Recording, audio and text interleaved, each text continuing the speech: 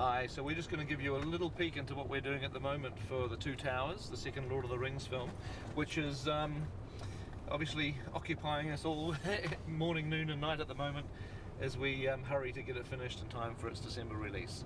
So it'll be great to show you folks a little bit of what we're doing.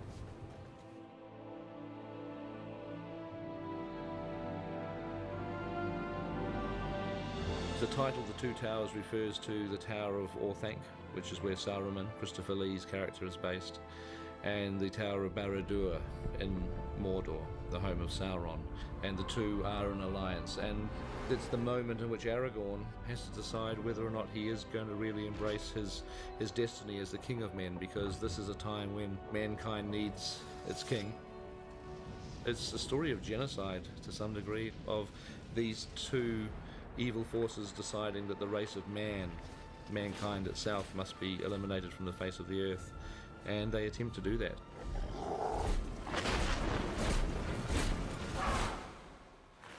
Film 2, like every film in this trilogy, is a challenge, and will remain so until we deliver. It's great. It's a great movie. It's going to be bigger than film 1.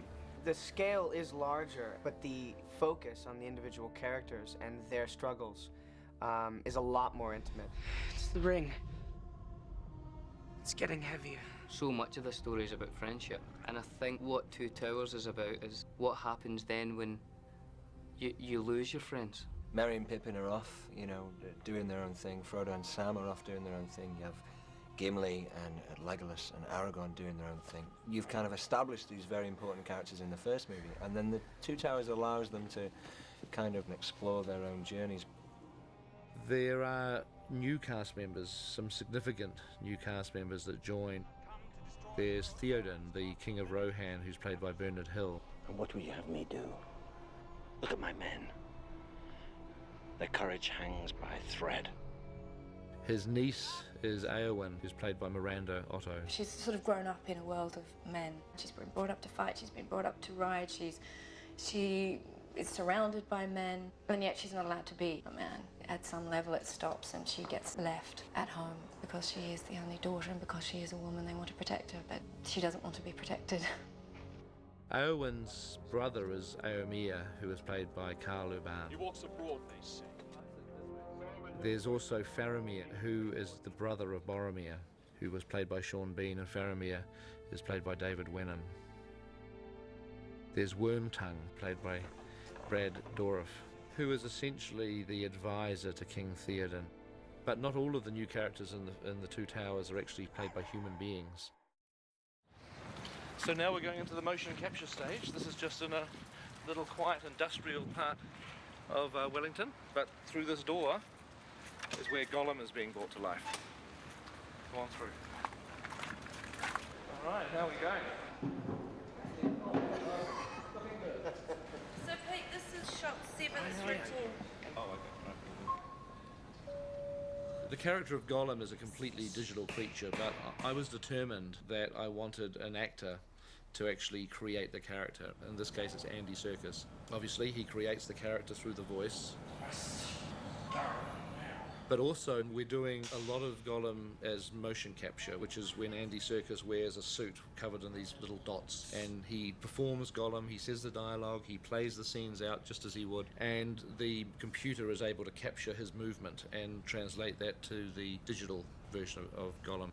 Andy was also there on the day that we were shooting the scenes with Sean Astin and Elijah Wood, and so Andy was playing the scenes with them on set. The stuff that I'm doing on set is more demonstrating to the animators. Obviously, the animators are going to be able to create a lot of subtext by a look or a blink that the character does, you know, that I won't actually be so much a part of, you know, because that's their domain. But I'm trying to indicate to them how I see the character being played on the floor.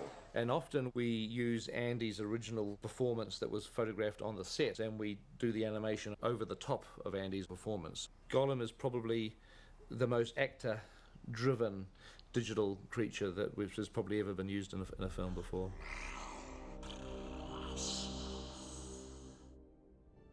So while Elijah and Sean were off filming all of their sequences with Gollum and Aragorn, Legolas and Gimli, were getting acquainted with the Rohan.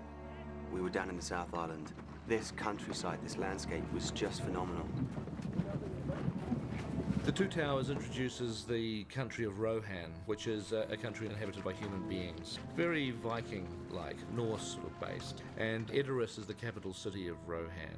Tolkien describes Edoras very vividly in the books as being a city of wooden buildings on like a hill in front of a range of snowy mountains. When we were originally doing our location scouting, I said, look, we've got to find somewhere in New Zealand, there's got to be a hill like this that's in front of the mountains that we can find. So they went helicoptering all around the country, and they came back with a photograph of the absolute perfect hill.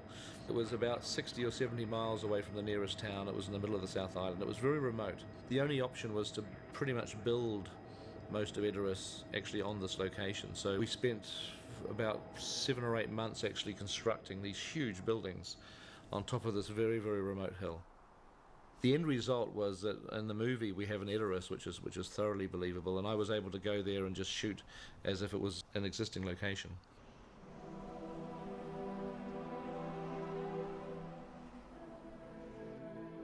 The major action set piece in The Two Towers is the Battle of Helm's Deep, and Helm's Deep is a large stone fortress.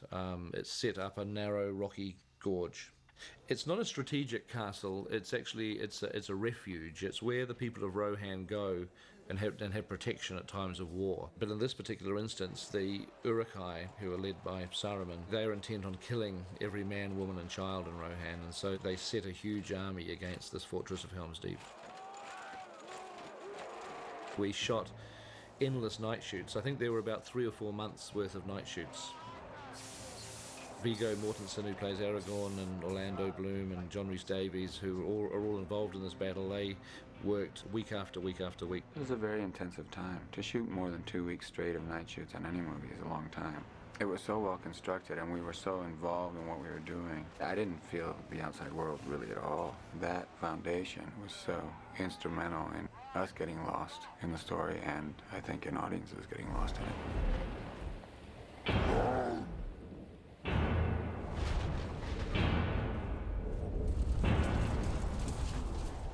We also built a miniature of Helm's Deep, but what was interesting was that there wasn't just a model, there was a huge miniature. It was a quarter scale, but it was in itself about 30 or 40 feet wide. And it was so big that we could just photograph it with our cameras and it wouldn't look like a miniature, it just looked totally believable because of the sheer size of this huge model. And we were able then to put little computer-generated characters on the walls and in front of the castle, staging the battles.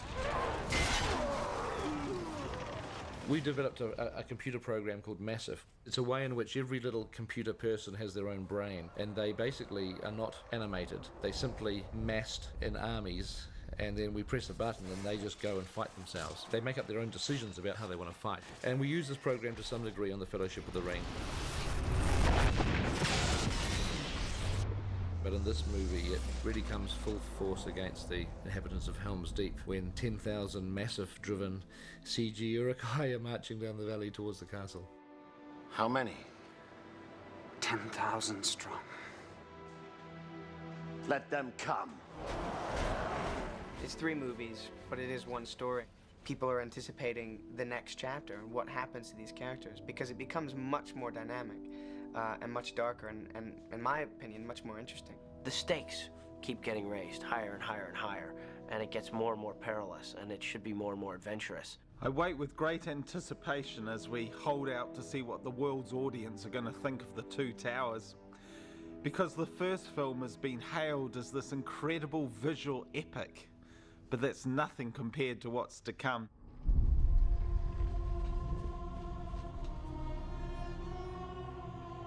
There is nothing we can do for Frodo.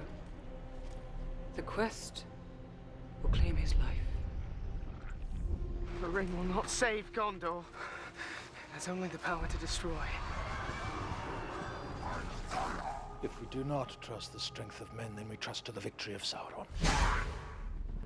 Rohan is weak and ready to fall, and so he will strike hard and fast at the world of men.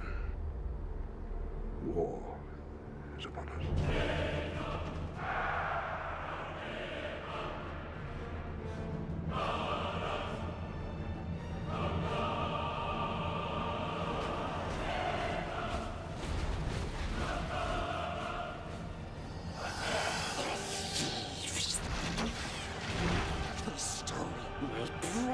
this. And we want it.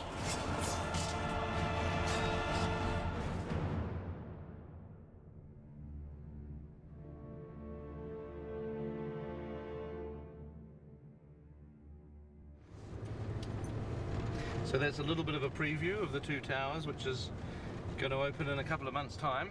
And I hope you've liked what you see and look forward to seeing you at the movies.